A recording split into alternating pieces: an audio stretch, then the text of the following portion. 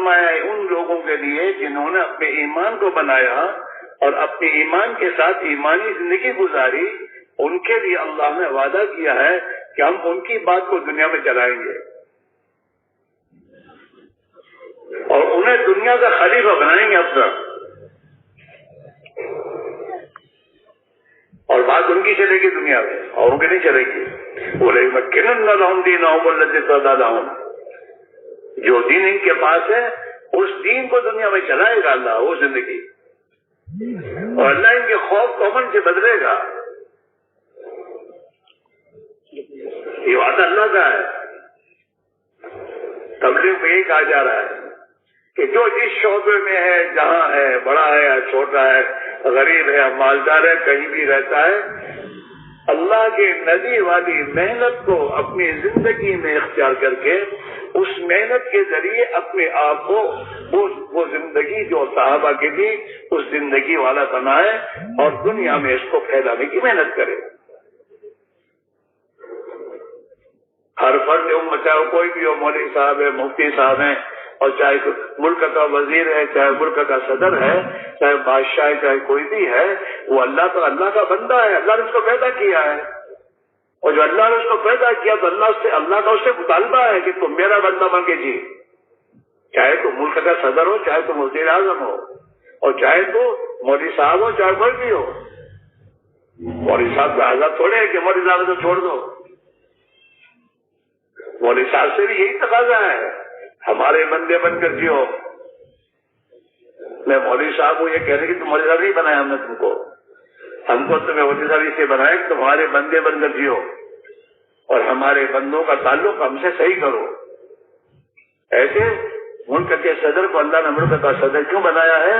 تاکہ وہ اللہ کی چلائے دنیا میں، اپنے ملک میں، اپنی ذات سے لے کر اپنی ملک، اپنے رعایا میں اللہ کی بات کو چلائے، تاکہ اللہ کے بندے بن کر جیئیں، یہ آپس میں بھائی بن کے جیئیں، دشمن بن کے نہیں۔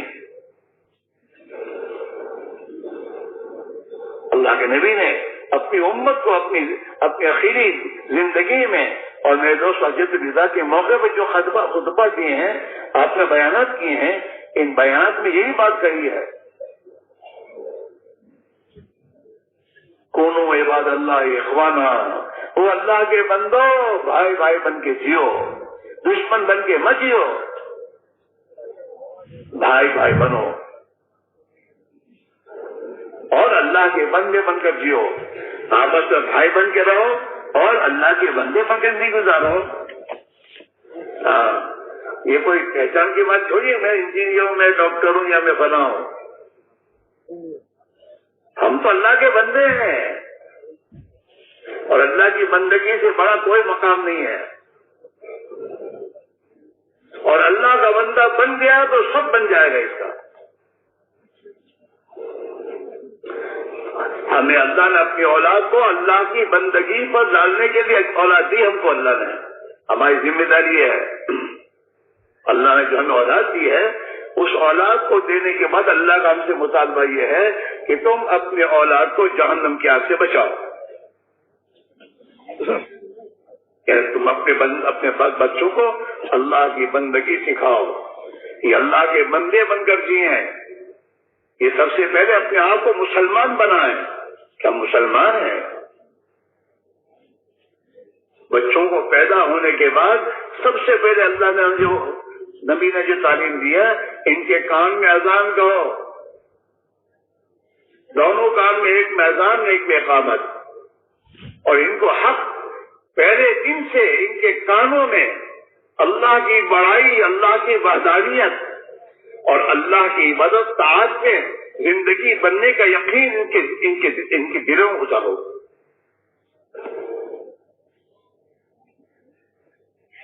جب اللہ کی بڑائی دل میں آ جاتی ہے تو پھر آدمی کے دل میں غیر کی بڑائی نہیں رہتی۔ جی ہاں، وہی محنت کرنے سے آتی بات، وہ محنت جو اللہ کے نبی نے صحابہ کو جو محنت پر ڈالا۔ ہاں، یہ تبلیغ میں نکلنے کے بعد یہ 4 اعمال پر جو وقت لگانے کو کہا جا رہا ہے، یہ ہماری اس محنت کو زندہ کرنے کے لیے کہا جا رہا ہے کہ اس محنت کو صحیح طریقے میں زندہ کرو گے اور اس میں لگو گے، اس کے نتیجے میں اللہ تمہیں ایمان دے گا، اللہ تمہیں اپنا تعلق دے گا، تمہارے اندر وہ صفات پیدا ہوں گی جو صفات صحابہ کی زندگی میں اللہ نے پیدا فرمائی تھی۔ جیسے حضور کے زمانے میں کھیتی کرنے کا جو طریقہ تھا وہ طریقہ آج بھی وہی ہے، اور جیسے اللہ تعالیٰ اس زمانے میں کھیتی کرنے والوں کو اناج وغیرہ دیا کرتا تھا، آج بھی اللہ اسی طریقے میں دے گا۔ اس طریقے کو چھوڑ کر کوئی اور طریقہ اختیار کرے گا تو یہ نہیں ہوگا۔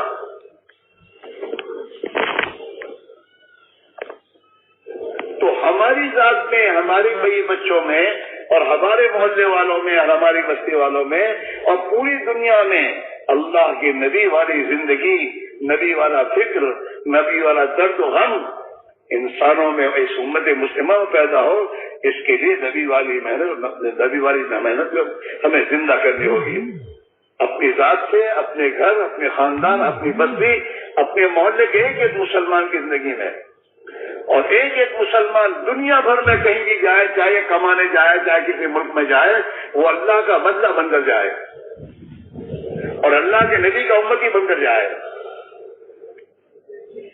پیسے کمانے کا فکر نہ ہو، اس کا فکر یہ ہو میں اللہ کا بندی، یہ اس ملک میں میں اللہ کا نافرمان بن کے نہ جیوں، اس ملک میں اللہ کا بندہ بن کر جیوں، اور اس ملک کے رہنے والوں میں اللہ کی بندگی زندہ ہو جائے۔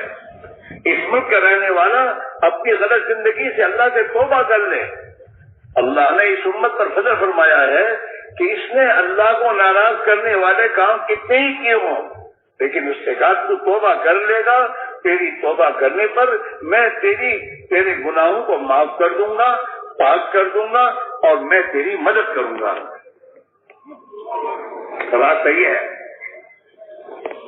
ہمارا یہ جمع ہونا، اجتماع میں آنا، اور میرے دوستوں سردی اور تمام چیزیں برداشت کرنا، یہ تو بات ہے۔ کوئی اجتماع میں آنے کے بعد آدمی کو راحت سے تھوڑا زندہ ملتا ہے، گھر چھوڑا ہے، گھر کی راحت و حرام چھوڑی ہے، ہاں سب چھوڑ کر آئے ہیں، کیوں؟ ایک عظیم مقصد کے لیے کہ ہمیں اللہ وہ ایمان دے دے جو ایمان صحابہ کو نہ دیا تھا۔ ہمارا عیسیٰ رحمۃ اللہ علیہ فیض الحق صاحب یہ بات ہمیشہ کہتے تھے کہ بھائی اللہ سے یہ مانگو، اے اللہ جو کچھ تو نے صحابہ کو دیا تھا ہمیں بھی دے دے، محنت کرو اور یہ مانگو۔ وہ ایمان، وہ اللہ کی عبدیت، وہ اللہ کے نبی کے طریقوں پر زندگی گزارنا، جو کچھ اللہ نے دیا تھا۔ آپ سوچئے کہ صحابہ کو اللہ نے شرک کی ظلمتوں سے نکال کر اللہ نے توحید کا علمبردار بنایا، اور اپنی عبادت و طاعت کی زندگی میں انہیں خدا نے لطف دیا، ایمان کی حلاوت دی۔ نمازوں میں ان کا جی لگنا شروع ہوا اتنا کہ میدان کاذا میں دشمن کے سامنے بھی نماز پڑھتے تھے وہ، کہ نماز نہیں چھوٹے گی۔ اللہ نے ان کے لیے نماز کی ترتیب کو بدل دیا، لیکن صحابہ نماز پڑھی۔ اب تو انصاف کو دنیا میں قائم کیا اور قائم ہوا، اور دنیا کا خوف امن سے بدلا،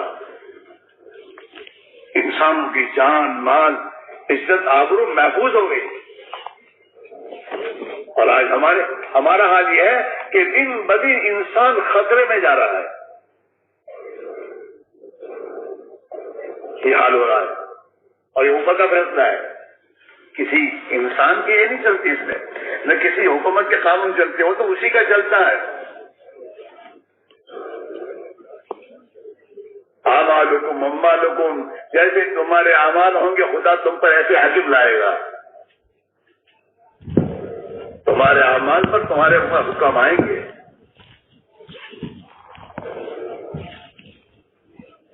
اس میرے بھائی میرا عزیزو، اس وقت جو بات سمجھائی جا رہی ہے وہ محنت زندہ کی جائے، اپنے مقام پر بھی اللہ کے راستے میں نقل و حرکت، اور میں دوستوں چل پھر کر بھی اس محنت کو زندہ کیا جائے جس محنت کے نتیجے میں اللہ خوش ہو کر ہماری زندگیوں میں ایمان و ایمانی صفات پیدا کریں گے. ہمارے اندر میرے دوستوں اللہ کی اطاعت کا جذبہ آئے گا. ہمارے اندر میرے دوست بھائی چارگی کے جذبے پیدا ہوں گے. ہمارے اندر اس دنیا کی کمیاں کی محبت نکلے گی.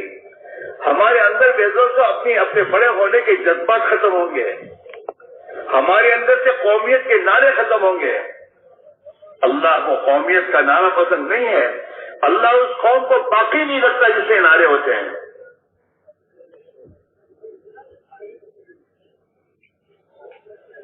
مسلمان کا نعرہ قومیت کا نہیں ہوتا. مسلمان کا نعرہ تو ایک اللہ کے بندے ہونے کا ہوتا ہے کہ ہم تو ایک اللہ کے بندے ہیں اور ہم تو ایک نبی کی امت میں ہیں. فرمایا ان لوگوں کے لیے جنہوں نے اپنے ایمان کو بنایا اور اپنے ایمان اے لوگوں ایک اللہ کو مانو, ایک اللہ کو مانو جیسا کہ وہ اپنی ذات و صفات کے اعتبار سے اللہ اپنی ذات و صفات کے اعتبار سے یکتا ہے, اس کا کوئی شریک نہیں. ہاں وہ اللہ, اس ایک اللہ کو مانو اور اس ایک اللہ کی مانو تو تم دنیا میں بھی کامیاب ہو جاؤ گے. اور ایک تو اصل زندگی مرنے کے بعد آنے والی ہے, جس زندگی میں ارے یہ فوٹو لینا بند کرو, کیا یہ سبق پنکھے بنا رکھا ہے,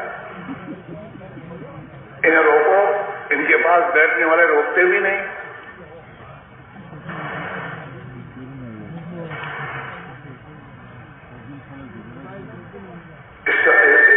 اس کے گناہ کا پتہ تو موت کے بعد چلے گا. ایک شوق ہو گیا فوٹو لینے کا.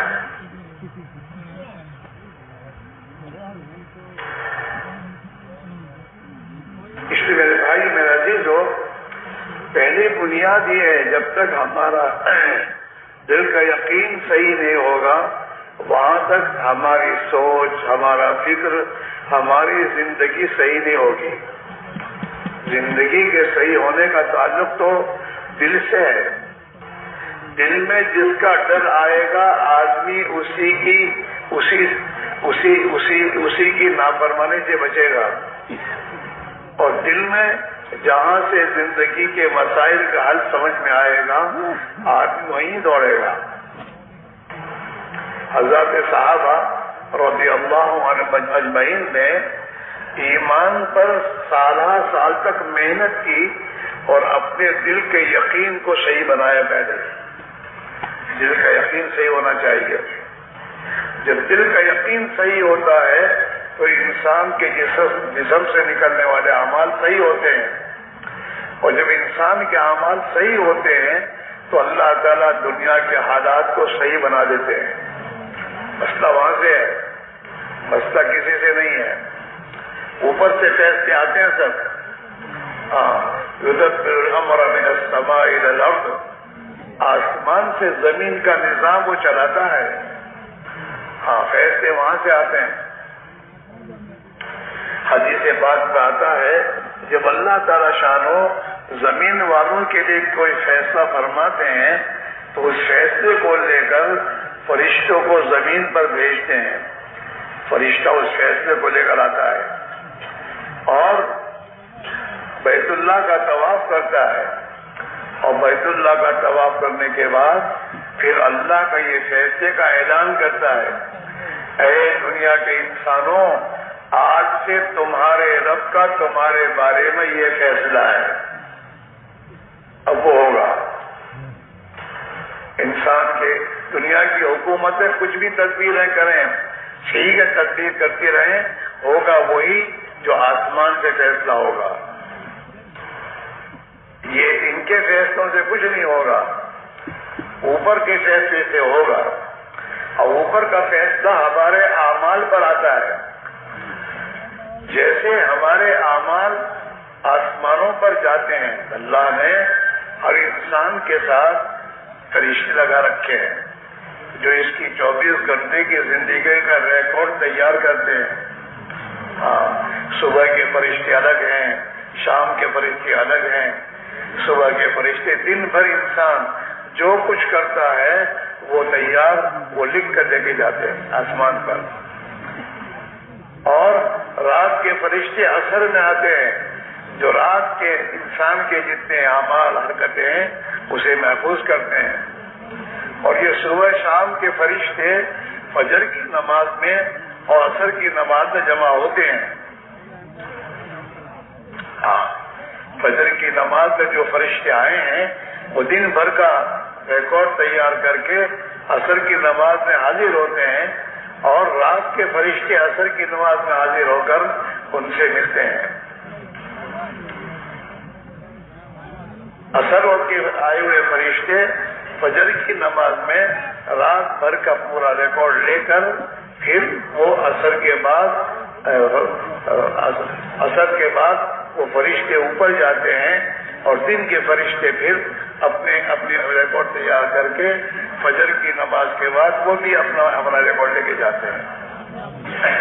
اس لیے میرے بھائی، میرے عزیز، وہ مسئلہ یہ نہیں جو لوگ آج دنیا کے لوگ سوچ رہے ہیں، مسئلہ وہ ہے جو نبیوں نے بتایا ہے کہ دنیا کے حالات کا تعلق چیزوں سے نہیں ہے، دنیا کے انسانوں سے نہیں ہے، دنیا کے حالات کا تعلق ایک اللہ کی ذات سے ہے، اور اللہ کا ضابطہ دنیا کے حالات کے بنانے بگاڑنے کا ملک و مال اور دنیا کی ٹیکنالوجی اور دنیا کے علوم اور دنیا کے انسانوں کی جو سوچ ہے وہ نہیں ہے۔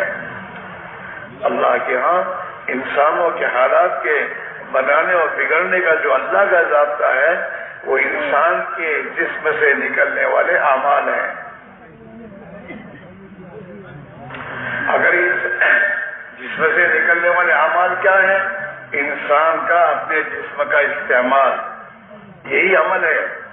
اس کے آنکھ کا دیکھنا، اس کی زبان کا بولنا، اس کے کانوں کا سننا، اس کے دماغ کا سوچنا، اس کے پیروں سے اس کا چلنا، ہاتھ کا ہاتھ سے پکڑنا، یہ تمام اعمال ہیں۔ اور ان اعمال کے اوپر آسمان سے فیصلے آتے ہیں۔ اگر انسان محنت کر کے اپنے جسم کے استعمال کو اللہ کی مرضی کے مطابق استعمال کرنا سیکھ کر اس کے مطابق اپنے آپ کو استعمال کرے گا، اپنی دکان میں، کاروبار میں، اپنے گھر میں، باہر میں، دوستوں اور احباب کے ساتھ، سفر میں، حضر میں، جہاں بھی یہ ہو وہاں یہ اپنے جسم کا استعمال اللہ کی مرضی کے مطابق کرے گا تو اللہ تعالی شان ہو اس کی زندگی کے حالات کو بنا دے گا، چاہے اس کے پاس ملک و مال ہو یا نہ ہو، کرنے والے ذات اللہ کی ہے۔ اللہ کے لیے، اللہ کو کرنے کے لیے کوئی دنیا کی چیزیں نہیں چاہیے، وہ تو کسی چیز کے کرنے کا ارادہ کر کے کہ ہو جا تو وہ چیز ہو جائے گی۔ اللہ تعالی شاہ نے ابراہیم علیہ السلام کو جب نمرود نے ناراض ہو کر آگ میں ڈالا تو اللہ تعالیٰ نے بس اتنا آگ سے کہہ دیا اے آگ ٹھنڈی ہو جا، بس تو آگ ٹھنڈی ہو گئی، سلامتی والی ٹھنڈی ہو گئی۔ بس کہنا ہے اذا اراد اللہ شیئا ان یقول له کن فیکون، جب اللہ تعالیٰ کسی چیز کا ارادہ فرماتے ہیں اور کہتے ہیں ہو جا تو ہو جاتی ہے۔ اس لیے وہ کسی چیز کا محتاج نہیں ہے، وہ اپنی قدرت سے انسانوں کے حالات بناتا ہے۔ ہاں، بگڑے ہوئے حالات کو وہی بناتا ہے اور بنے ہوئے حالات کو وہی بگاڑتا ہے، اعمال پر۔ اس لیے میرے دوستو، حضور پاک علیہ السلام نے صحابہ کو پہلے ایمان سکھایا۔ صحابہ فرماتے ہیں تعلمنا الایمان، ہم نے پہلے ایمان سیکھا۔ ایمان کیا سیکھا؟ کہ اپنے دل سے خدا کے ما سوا کا خوف اور تعصر ہم نے نکالا۔ یہ جو 360 بتوں سے ہونے کا تاثر جن کے دلوں میں تھا اس کو پہلے نکالا اور ایک اللہ کی ذات عالی کا تاثر دل میں پیدا کیا کہ کرنے دھرنے والی ذات ایک اللہ کی ہے، وہیں سے نفع اور نقصان کا تعلق ہے، اور انسانوں کی زندگی کے بنانے بگاڑنے والا ایک اللہ ہے، اسی کے ہاتھ میں سب کچھ ہے۔ ہاں، یہ ایمان پہلے بنایا، پھر فرمایا پہلے ہم نے ایمان کو سیکھا، پھر ہم نے قرآن کو سیکھا۔ تعلمنا الایمان ثم تعلمنا القرآن۔ القرآن تو اللہ کا ضابطہ ہے، قرآن شریف جو ہے میرے دوستو یہ تو اللہ کا ضابطہ اور قانون ہے۔ ہاں، اس قانون اور ضابطے کے اعتبار سے اللہ اپنے پورے دنیا کے نظام کو چلاتا ہے۔ ہاں، قرآن پاک میں اللہ نے اپنا ضابطہ بتایا۔ ہاں، سب کے لیے یہ من عمل صالحا من ذکر او انثى وهو مؤمن فلنحيينه حیاتا طیبہ، کہ جو بھی ایمان والا اپنے ایمان کو بچاتے ہوئے اور بناتے ہوئے اپنی زندگی کو اللہ کے حکموں کے مطابق گزارے گا، نیک عمل کرے گا۔ نیک عمل کے معنی اللہ کے حکم کے مطابق زندگی گزارنا، کمائی اللہ کے حکم کے مطابق ہو، اپنی مرضی کے مطابق کمائی نہ ہو۔ ہاں، خرچ اپنی مرضی کے مطابق نہیں، اللہ کی مرضی کے مطابق۔ کھانا پینا سونا زندگی کا ہر کام اس میں اللہ کی مرضی پر یعنی اللہ کے حکم کے مطابق کرنا۔ جب آدمی اپنے اعمال کو درست کر دیتا ہے اور اللہ کے احکام پر اپنے آپ کو ڈال دیتا ہے اور اطاعت خداوندی پر زندگی گزارتا ہے تو پھر آسمان سے اللہ کا اس کی زندگی کے بنانے کا فیصلہ آ جاتا ہے، اس کے حالات بنتے ہیں۔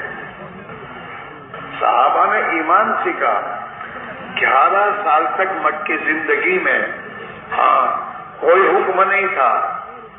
مکی زندگی میں آسمان سے قرآن اترتا تھا، ایمانیات کی لائن کا، مغیبات کا، جنت اور جہنم کے تذکروں کا، اللہ کی قدرت کے تذکروں کا۔ وہ قرآن کے اللہ اپنی کتنی بڑی قدرت والا ہے، اللہ نے اپنی قدرت سے دنیا میں کیا کیا اپنی قدرت سے کیا ہے۔ ہاں، یہ پورے حالات اور یہ پورے اللہ کی قدرت کے واقعات اور جنت اور جہنم جو حقیقی جگہ ہے انسانوں کی موت کے بعد، اس کے تذکرے اور اگلی امتوں کے تذکرے کہ اس امت سے پہلے جو اگلے نبیوں کی امتیں آئیں انہوں نے جب اللہ کی اطاعت کی تو ان کے ساتھ اللہ نے کیا معاملہ کیا، ان کی زندگی کیسے بنائی۔ یہ قرآن پاک مکہ میں اترتا رہا اور صحابہ اس قرآن پاک کو اپنی تعلیم کے حلقوں میں بیٹھ کر سنتے رہے اور اس کے مذاکرے کرتے ہوئے اپنے اوقات کو گزارتے رہے، یہاں تک کہ یہ اندر دل میں اتر گیا۔ اصل تو دل میں اترنا ہے، جب تک دل میں کوئی چیز نہیں اترتی آدمی کا قدم نہیں اٹھتا۔ ایک آدمی یہاں سے کراچی جانے کے لیے راستہ کسی سے پوچھتا ہے، اسے پتا نہیں ہوتا، پوچھتا ہے کہ بھائی کراچی جانے کے لیے کیا راستہ، یہ 2-4 راستے ہیں، کون سا راستہ کراچی جائے گا؟ اگر وہ فوراً جواب دے گا کہ بھائی کراچی کے جانے کا راستہ یہ سیدھا راستہ ہے، یہاں سے پہنچ جاؤ گے۔ اب اس نے جواب دیا، اس نے سنا اور یہ بات اس کے دل میں اتری کہ بات صحیح ہے تو یہ اس راستے پر چلا جائے گا۔ اور اگر اس کے کہنے کے بعد اسے ذرا بھی شک رہا دل میں کہ پتہ نہیں، اس کو پتہ بھی نہیں کیسے کہہ رہا ہے. تو یہ اس کا قدم چلے گا نہیں، پھر دوسرے کو پوچھے گا، یہاں تک کہ اسے اطمینان ہو جائے گا کہ یہ جو بتا رہا ہے وہ صحیح ہے، تو اب یہ چلتا ہے. دنیا کے کاموں میں بھی جس کاروبار میں کچھ دفعہ ملنے کا یقین اندر نہیں ہوتا، دل میں جب تک یقین نہیں ہوتا تھا، آدمی اس کی طرف اپنا قدم نہیں بڑھاتا، چاہے لوگ کچھ بھی کہیں. اندر اصل یقین ہے. یقین کی بنیاد پر آدمی قدم اٹھاتا ہے. ایسے اس لیے میرے بھائیوں، سب سے پہلے یقین دل میں ہی آئے کہ اللہ کی ماننے میں میری کامیابی ہے اور اللہ کی بات کو نہ ماننے میں میری ناکامی ہے. یہ جب تک دل میں نہیں اترے گا، آدمی اللہ کی اطاعت پر نہیں آئے گا اور اللہ کی نافرمانی سے نہیں بچے گا. ہاں، یہ یقین پہلے بنانا ہے. مکی زندگی میں 11 سال تک اس کو بنانے کی محنت کی گئی ہے. ہاں، بتوں کا یقین دل سے نکالا اور ایک اللہ کی ذات عالی کا یقین دل میں بسایا. اس کی بڑائی اور عظمت کو اتنی بسائی دل میں کہ اللہ کے ماں سوا ہر مخلوق کی عظمت دل سے نکل گئی. جب اندر یقین بنا اور یقین بن گیا تو پھر آسمان سے احکام آئے، تو احکام پر زندگی گزارنا آسان ہو گئی. اور دل میں یقین اترتا ہے، یقین کی جگہ دل ہے اور دل اندر ہے. دل میں جانے کے راستے آنکھ ہے، کان ہے، زبان ہے اور دماغ ہے. یہ ہے،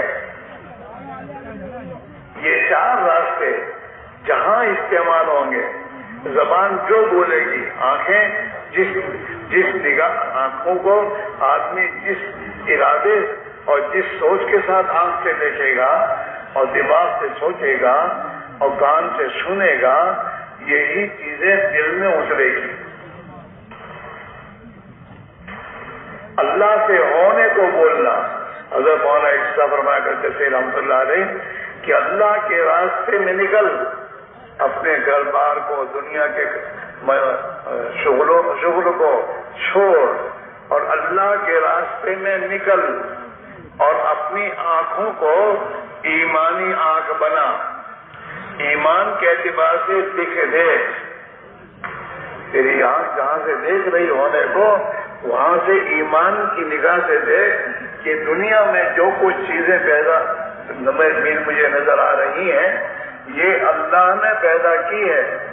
یہ اپنی ذات سے وجود میں نہیں آئی، اللہ کے پیدا کرنے سے پیدا ہوئی ہے. اور یہ دنیا میں جیسے وجود میں اللہ کی محتاج ہے، نفع نقصان پہنچانے میں بھی اللہ کی محتاج ہے. اور یہ دنیا سے اپنا وجود ختم کرنے میں اور فنا ہونے میں بھی یہ اللہ کی محتاج ہے. ہاں، یہ ایمانی نگاہ، ان چیزوں سے دیکھنا، اس سے جو ہوتا نظر آ رہا ہے وہاں یہ کہے آدمی نہیں، یہ تو محتاج ہے، یہ اپنے وجود میں محتاج ہے. جیسے اپنے وجود میں محتاج ہے، ایسے نفع نقصان پہنچانے میں بھی اللہ کی محتاج ہے. یہ اپنی ذات سے کچھ نہیں کر سکتی. اس نگاہ سے دیکھنا دکان کو، کاروبار کو. ہاں، دکان کرنے سے انکار نہیں ہے، لیکن دکان کو صحیح یقین کے ساتھ دکان کرنا، تجارت کرنا صحیح یقین کے ساتھ. کھیتی باڑی اور زمینداری اس سے کوئی روکتا نہیں ہے، لیکن یہ صحیح یقین کے ساتھ. اگر صحیح یقین کے ساتھ یہ چلے گا تو پھر دکان میں جھوٹ نہیں بولے گا. اللہ نے منع کیا ہے، جھوٹ نہیں بولے گا. اپنے کاروبار میں غلط کام نہیں کرے گا. ہاں، خیانت نہیں کرے گا، ناپ تول میں کمی نہیں کرے گا. اللہ نے منع کیا ہے. ہاں، اس لیے میرے بھائیوں میرے عزیزوں، اپنی زندگی کے ہر موقع پر آدمی اللہ کی اطاعت پر آئے گا جب اس کے اندر یقین یہ بنے گا کہ اللہ کے ہاتھ میں سب کچھ ہے اور اللہ ہی حالات کے بنانے والا ہے اور اللہ ہی کی قدرت سے دنیا میں ہو رہا ہے. میں اللہ کی مانوں گا، اللہ میری زندگی بنائے گا اور میں اللہ کی نافرمانی کروں گا، اللہ میری زندگی اجاڑے گا. یہ یقین اندر اتر جائے، یہ اس کی محنت ہے.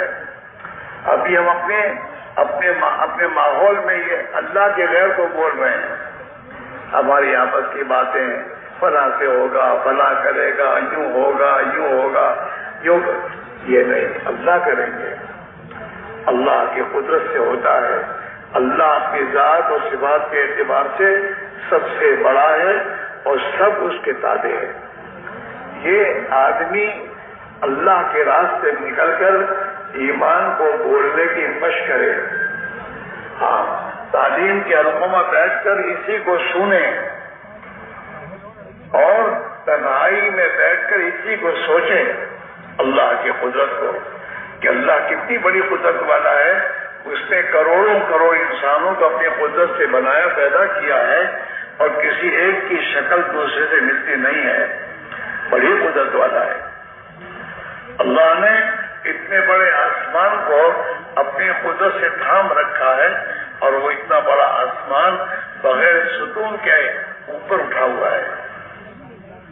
اپنی زمیندار اپنی زمین میں جائے تو اللہ کی قدرت کو سوچے کہ اللہ نے اپنی قدرت سے اس زمین کو پھاڑا اور اس میں سے بیج کو نکالا باہر، اور اس زمین کے ذریعے میں نے تھوڑے دانے ڈالے تھے، اس کو کئی گنا بنا کر اسی نے دیا. وہ کر رہا ہے. اسی زمین میں گیہوں ہے، اس کا مزہ الگ ہے. اسی زمین میں چاول ہے، چاول کا مزہ الگ ہے. اسی میں باجرا ہے، اس کا ذائقہ الگ ہے. ایک ہی زمین ہے، ایک ہی پانی ہے، ہوا دھوپ سب ایک ہی ہے، لیکن تمام کی شکلیں الگ ہیں، تمام کے ذائقے الگ ہیں. یہ میرے اللہ کی قدرت ہے. اس سے ایمان بنتا ہے. یہ جو دوستوں دعوت و تبلیغ کی محنت کے ذریعے کہا جا رہا ہے کہ حضور پاک علیہ الصلوۃ والسلام پوری دنیا کے انسانوں کے یقین اور ایمان بننے کے لیے جو محنت آپ لائے ہیں، اس محنت کو زندہ کیا جائے. اس محنت کو زندہ کرنا ہے. ہاں، اور یہ 4 اعمال ہیں. آپ کی محنت کے اعمال 4 ہیں. دعوت اللہ، اپنی زبان سے اللہ کی بڑائی اور اللہ کی یکتائی کو بولنا. ہاں، اسے بولو، اسے سنو، اسے سوچو. ہاں، تاکہ یہ اندر اترے اللہ کی ذات و صفات کا یقین. ہاں، دل اصل دل ہے. دل جہاں ہوتا ہے نا، آدمی وہی جاتا ہے. ہاں، دل جہاں ہو وہی آدمی کا قدم اٹھتا ہے. میرے بھائیوں، دل میں جب تک اللہ کی ذات و صفات کا یقین نہیں آئے گا اور ہمارا یقین صحیح نہیں ہوا. آج ہماری زندگیاں جو بگڑی ہوئی ہیں اس لیے کہ ہمارے دل کا یقین بگڑا ہوا ہے. مال سے ہوگا، پیسوں سے ہوگا. اب یہ یقین جب دل میں آ گیا ہے تو آدمی مال کو حاصل کرنے کے لیے جو بھی کرنا ہوگا کر لے گا. جھوٹ بولنے سے مال زیادہ ملے گا، آدمی جھوٹ بولتا ہے. ہاں، زیادہ میں کاروبار کروں گا تو مجھے زیادہ مال ملے گا. یہ یقین اندر کا ہے. تو کاروبار کو بڑھانے کے لیے لوگوں سے پیسے قرضہ لیتا رہے گا اور ادا نہیں کرے گا. وہ ادا کرے گا دے دوں گا، لیکن ادا نہیں کرے گا، کاروبار میں لگاتا رہے گا. یقین غلط ہے. اس لیے میرے بھائیوں، میرا عزیزو، ہم سب کو سب سے پہلے اپنے یقین کو بنانے کی ضرورت ہے، اور اس کو بنانے کے لیے یہ غلط ماحول جس میں ہم جی رہے ہیں، 24 گھنٹے خدا کے غیر کو بولنا، سوچنا، اسی کے تذکرے کرنا اور اسی میں مشغول رہنا، یہ جو ہے اس کو چھوڑ کر پھر میرے دوستو ہمیں ایک ایمانی ماحول بنانا ہوگا. حضرت مولانا الیاس صاحب رحمۃ اللہ فرماتے تھے کہ تو اپنے اس بگڑے ہوئے ماحول سے نکل، اللہ کے راستے میں نکل، اور مسجد کی 4 دیواری میں ایک نئی دنیا بسا. نئی دنیا بسا، اور اس دنیا میں ایمان کو بول، اللہ کو بول، آخرت کو بول، موت اور مرنے کے بعد کی زندگی کو بول، اسی کو سن، اسی کی دعوت دے، اور اسی میں آپس میں اس کو بیٹھ کر سوچو، جس سے تیرے اندر کا یقین صحیح ہوگا. مسجد میں 4 دیواری میں ایک نئی دنیا قائم کرنا، اسی لیے کہتے ہیں نا، جماعت میں نکل کر دعوت دو، زبان کا وہ ایمانی بناؤ، تعلیم کے حلقوں میں بیٹھو اور فضائل کو سنو، آخرت کو سنو، اللہ کس عمل پر کیا دیتا ہے اس کو اتنا سنو کہ اس عمل پر یہ ملنے کا یقین تمہیں مل جائے، اندر اتر جائے، تاکہ اس عمل پر اس عمل کو کرنا آسان ہو جائے گا. آخرت،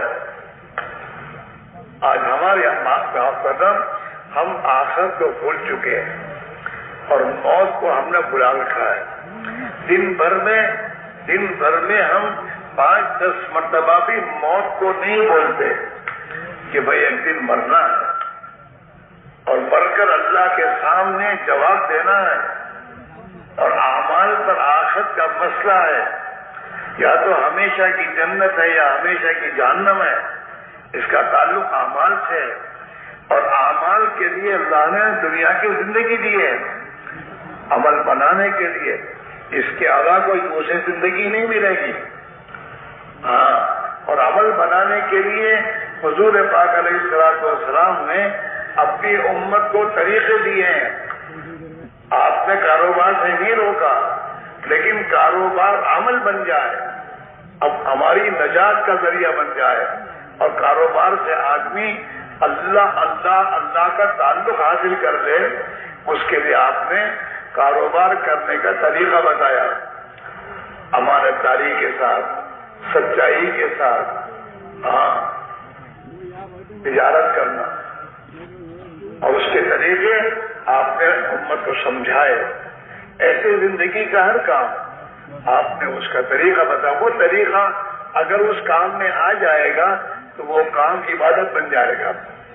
ہمارا کمانا بھی عبادت بن سکتا ہے، بشرطے کہ صحیح یقین کے ساتھ اور حضور والے طریقے کے ساتھ ہم اس کام کو کریں گے تو وہ کام ہمارا عبادت ہے.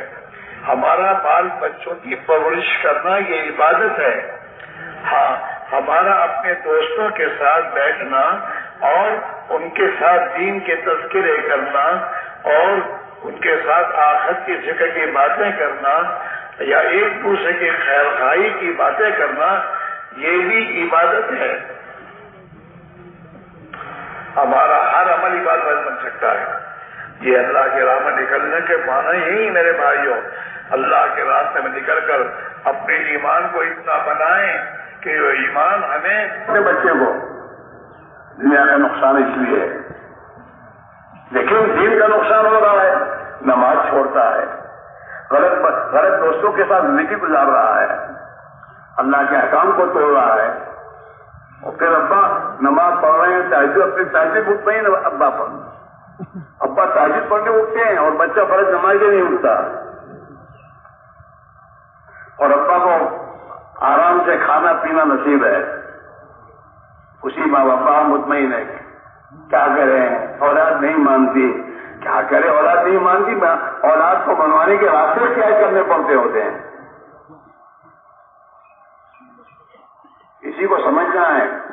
تبلیغ میں نکل کر یہ سیکھنا ہے کہ گھر میں کیسے محنت کرنی ہے، بچوں کو، جوان بچوں کو کیسے سمجھانا، اپنی فیکٹری میں جو مسلمان نوکر میرے ہیں ان نوکروں کے ساتھ کیسے محنت کرنی. یہ پوری چیز میں دوستوں اللہ کی بات، اللہ کی دین کی بات کو حکمت کے ساتھ کہنا سیکھنا پڑے گا. جوان بچے غصے سے نہیں مانیں گے. جوانی کی طاقت ہے، کہے کہ آپ چلے جاتے چلو تمہارا گھر تمہارے پاس، کیا کرو گے. لیکن جوان بچہ ہے، بچہ ہمارا ہے، اس میں کچھ نہ کچھ اندر غیرت ہوگی. اس بچے کو پیار محبت سے اور عاجزی اور منت سماجت سے اگر ابا سمجھائے گا تو یہ بچہ ایک دن سوچ میں مجبور ہوگا کہ میرا باپ میری اتنی خوشامد کر رہا ہے. اس کی ماں سے کہے گی باپ تیرا باپ ہے، تیرے سامنے ہاتھ جوڑ رہا ہے اور تیرے سامنے رو رہا ہے، وہ پھر بھی نہیں مانتا. تو مجبور ہوگا، وہ بیٹا مجبور ہوگا سوچنے پر. ایک تو مطلب گہری سے کام نہیں چلتا. ہاں، جیسے بیمار بچہ ہوتا ہے، دوا نہیں پیتا تو آپ غصہ ہو کے دوا پلاتے ہو نا. دوا تو کڑوی ہے، سمجھانا پڑتا ہے. چھوٹے بچوں کو بھی سمجھا کے پلاتی ماں، دوا پلاتے. لیکن ایسی ہی بیماریاں ہیں، روحانی بیماریاں ہیں. نماز نہ پڑھنا، جھوٹ بولنا اور خدا کے احکام کو توڑنا، راتوں کو دیر سے سونا اور دیر سے سو کر پھر صبح نہ اٹھنا، یہ سب بیماریاں ہیں. ان بیماریوں کا علاج کرنا ہوگا. بھائی اس کو بند کرو نا. میرے بھائی ابھی تو میں نے کہا تھا کہ خدا کے لیے اس کو جیب میں رکھ، اللہ تجھے صحیح سمجھتے میرے بھائی.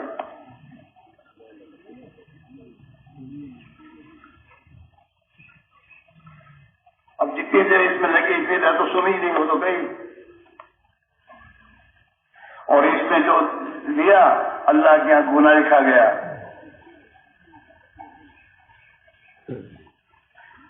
تو میرے بھائی میرے عزیزو، ایک چیز ہے، ابھی جو ہم آئے، اللہ نے ہمیں اجتماع میں لایا ہے. اجتماع میں میرے دوستوں بیٹھے سنے اور چلے گئے اس کے لیے نہیں ہے.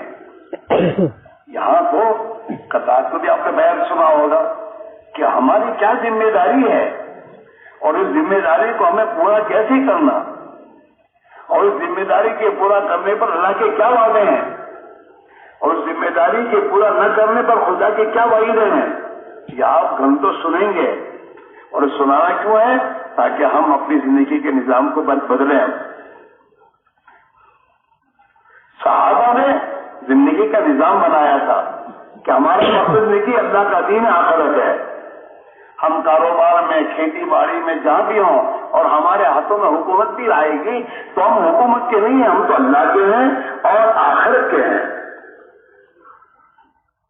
ہمیں اللہ جیسے چاہے گا ایسا چلنا ہے. ہاں، یہ ذمہ داری ہے ہر ایک کی. اور خاص طور پر کلمے والا تو کلمے والے تو کلمے میں اس کا اقرار کیا ہے کہ اللہ تیری مانیں گے اور تیرے نبی کے حکم پر زندگی گزاریں گے. ہم تجارت میں، کاروبار میں آزاد نہیں ہیں. ہم جوان ہو گئے تو آزاد ہے؟ نہیں، آزاد نہیں ہے. جوانی میں بھی ہم پابند ہیں. ہم اپنے ملک میں رہیں گے تب بھی پابند ہے اور دوسرے ملک میں جائیں گے وہاں بھی پابند اللہ کے.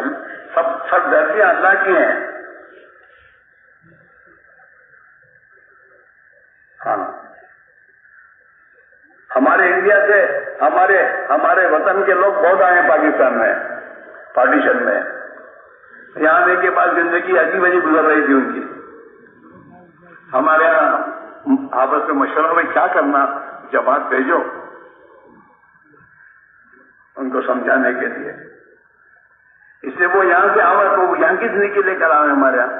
وہی آزاد آنے آوارہ زندگیاں اور اس کے ساتھ ہمارے وطن میں پڑے. تو سنو بھائی، ان کو وہاں جا کے کچھ سمجھاؤ. تو ہمارے یہاں سے ایک جماعت گئی، اس میں میں بھی تھا. تو میں نے ہماری برادری کے جو ذمہ دار اور جو ساتھی ان کو جمع کیا. جمع کرنے کہا کہ دیکھو بھائی، جو اللہ انڈیا کا ہے وہی اللہ پاکستان کا ہے. یہ دماغوں سے نکال دو کہ ہم آ گئے تو بس ہم آزاد ہیں. نہیں، وہی اللہ یہاں کا ہے. اگر یہاں بھی تم اللہ کو ناراض کرو گے اور اللہ کی نافرمانی کا راستے اختیار کرو گے تو یہاں بھی اللہ تمہارے حالات بگاڑے گا. یہ نہیں آ گئے تو بس کون ہمارا بال نہیں کر سکتا ہے. وہی اللہ جس کا ہے وہ سمجھایا ہم نے ان کو کہ بھائی زندگی کرو، ٹھیک کرو، اللہ کو راضی کرنے کی فکر کرو. اللہ راضی ہوگا، زندگی تمہاری بنا دے گا، تمہارے حالات درست کر دے گا. ہاں، ہم بھی یہاں پر آئے اسی لیے. ہمارے حالات درست کرنے کا ایک ہی راستہ ہے، گناہوں کی زندگی سے توبہ کرنا اور آئندہ کی زندگی کو صحیح کرنا. ہاں، پھر تمہاری اولاد تمہارا کہنا مانے گی.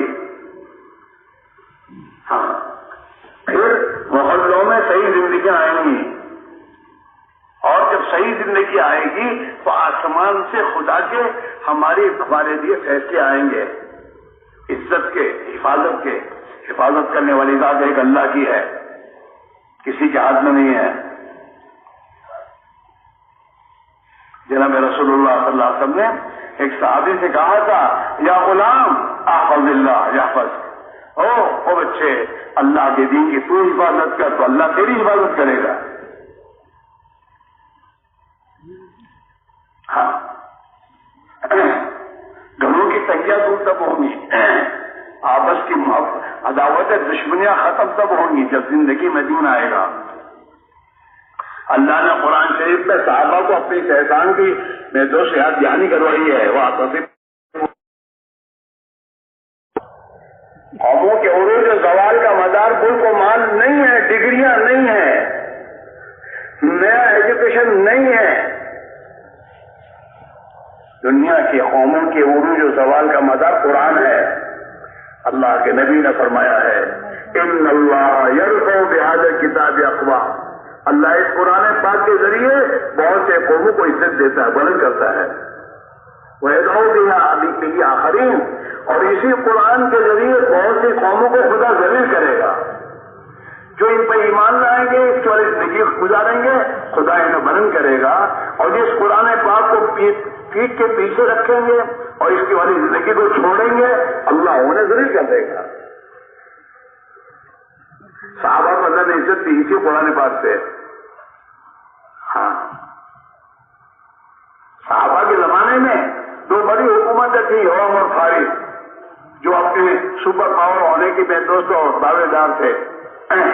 لیکن صحابہ قرآن پاک پر زندگی لے کر گئے، قرآن پاک پر ایک دعوت لے کر گئے، اور اس پر دنیا کے قوموں کو بنایا کہ اسلم تسلم، اسلام قبول کر لو سلامتی میں آ جاؤ گے. صحابہ نے ان کو یہ کہا جو سپر پاور تھے ان کو، اسلم تسلم، اللہ کے دین کو قبول کر لے، مسلمان ہو جا، تجھے خدا اپنی پکڑ سے سلامتی میں لے لے گا.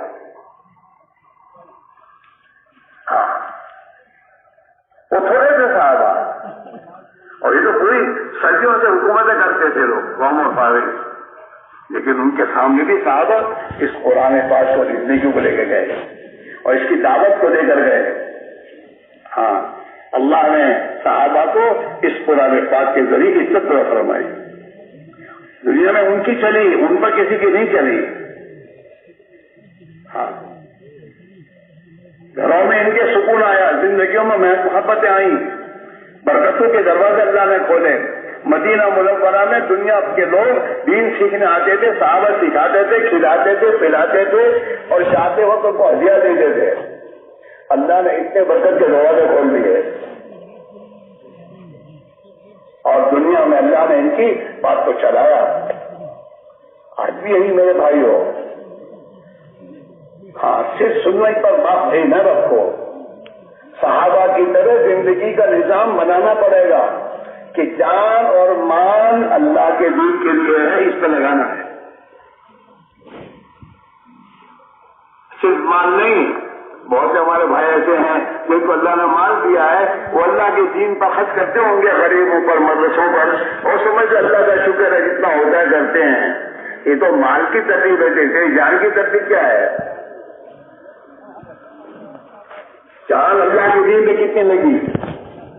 مولوی صاحب میرے مدرسے میں 50 مولوی صاحب ہر سال فارغ ہوتے ہیں۔ ٹھیک ہے، تیرے مدرسے فارغ ہو رہے ہیں، تو نے دین کتنا سیکھا؟ تیرا تو قرآن پاک بھی صحیح نہیں، تیری نماز صحیح نہیں، تو اپنی تجارت اللہ کے احکام کو نہیں سیکھتا، تو اللہ کے یہاں تیری ذمہ داری پوری نہیں ہوئی۔ میرے بچے مولوی ہوئے تو وہ اپنے لیے بنے ہیں، میرا کیا؟ میں نے کیا دین سیکھا؟ رات کو آپ نے بیان سنا نا کہ بھائی ہر موقع کا دین سیکھنا اور اس کے مطابق زندگی گزارنا، یہ علم کا نمبر ہے ہمارا۔ یہ نہیں پہلے ضلع میں گئے تھے، نیا الحمد سے یاد نہیں تھی، تو جو ٹوٹی پھوٹی الحمد سے یاد کی وہ چل رہی ہے۔ دین میں ٹوٹا پھوٹا چلتا ہے اور دنیا میں ٹوٹا پھوٹا چلتا نہیں۔ وہ ہے ٹوٹے پھوٹے چپل پہنے، کہہ رہا چپل نہیں چلتی، ٹوٹے پھوٹے، نماز ٹوٹی پھوٹی چلتی ہے۔ زبان سے بولتا مسلمان کتنا میرے تو جری ہے یہ، حالانکہ اللہ کے نبی نے اپنی ہر امتی سے اس بات کا مطالبہ کیا ہے، صلو کما رأیتمونی اصلی، نماز ایسی پڑھو جیسے میں پڑھتا ہوں۔ نبی نے نبی والی نماز کا مطالبہ کیا ہے ہر ایک سے، حاجی صاحبوں، مفتی صاحبوں، مولوی صاحبوں، چاہے میں تو صدر صاحب ہوں، سب سے مطالبہ یہ کیا کہ یہ ایسی نماز سیکھ اور پڑھ۔ اور اللہ نے ہر مسلمان سے اس ایمان کا مطالبہ کیا ہے جو ایمان صحابہ کا تھا، ایمان بالغیب، غیب پر ایمان لانا۔ اللہ نے کہا ہے اللہ کی خبر یہی ہوگا، چاہے میری آنکھیں کچھ بھی دیکھ رہی ہوں، دنیا کے نادان بھی ہو کوئی کچھ بھی بول رہے ہوں، ہوگا وہ جو اللہ کہہ رہا ہے۔ اللہ کی خبر سچی ہے۔ ہاں، میری آنکھ اگر غلط دیکھ رہی جھوٹ ہے۔ صحابہ اپنی آنکھ کے دیکھنے میں بھروسہ نہیں کرتے تھے۔ ان کی عورتیں بھی اللہ کی خبر پر ان کا حساب، اللہ کی جو خبر وہ سچی ہے، نظر جھوٹی ہے۔ نظر اور خبر دونوں کا مقابلہ ہمیشہ ہوتا ہے۔ نظر کیا جو اس کا بیٹا امریکہ سے بنگلہ بن گیا، میرا بچہ جانا چاہیے، لیکن بنگلے کے بند پریشانی کتنی آئی وہ نہیں دیکھتا ہے، بنگلہ تو بن گیا۔ میرا اس کا بچہ کویت گیا اور کویت سے کما کے لایا، یہ ہوا۔ دنیا کی ظاہری شکل کو دیکھ کر آدمی دھوکے میں پڑتا ہے، اور اللہ کہتے ہیں دنیا کی زندگی سے دھوکے مت پڑو۔ ہاں، یہ دنیا کی زندگی میں جو کچھ تمہارے پاس ہے یہ تو نفع اٹھانے کے لیے ہے، تھوڑی دیر کے لیے، پھر آدمی مرنے کے بعد دنیا کو یہیں چھوڑے گا اور اپنے ساتھ اپنا عمل لے کے جائے گا، اور اس کے عمل پر اس کا مسئلہ ہوگا۔ ہاں، اس لیے میرے بھائی، میرے عزیزو، مشکل بات کچھ نہیں ہے، مشکل مسئلہ نہیں، مسئلہ آسان ہے کہ اپنی زندگی کو غلط زندگی سے توبہ کر کے اپنی زندگی کو دین پر لانے کی محنت میں ہاتھیں لگا دے۔ محنت کا یہ مکلف ہے، ہدایت تو اللہ دے گا اس کو، لیکن محنت کا مکلف